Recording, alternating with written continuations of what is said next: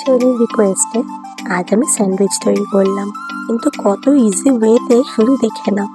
একদম ঘরে থাকা কিছু জিনিস দিয়েই আমি আমার ছেলেকে স্যান্ডউইচটা তৈরি করে দিয়েছি। তার জন্য আমার লেগেছে slice bread, mayonnaise, tomato ketchup, একটা ডিম সেদ্ধ, শসা, আর যদি পেঁয়াজ খায় তো পেঁয়াজ দেবে, এটা পুরো অপশনাল। পেঁয়াজ আর আলুর সেদ্ধটা অপশনাল রেখে দেবে। প্রথমে ব্রেডগুলোকে আমি একটু সেঁকে নিয়ে তারপর স্লাইস ব্রেডগুলোর উপরে একটু মেল্টেড বাটার আমি লাগিয়ে নিয়েছিলাম।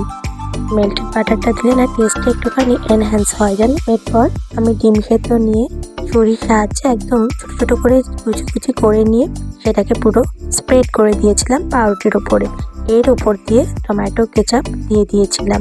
দেখো, কেচাপটা দেওয়ার পরে তার উপর দিয়ে আমি শসার যে স্লাইসগুলো করে কেটে রেখেছিলাম সেগুলোকে দিয়ে তার উপর দিয়ে আমি অনেকটা পরিমাণ মেয়োনিজ দিয়েছিলাম। মেয়োনিজ দিলে না টেস্টটা এত ভালো লাগে। আর তার উপর দিয়ে আমি করে দিয়েছিলাম একটা স্মাইলি, কারণ ননাই যখন ছোট ছিল তখন থেকে ওকে আমি এরকমভাবেই স্যান্ডউইচ তৈরি করে দিই।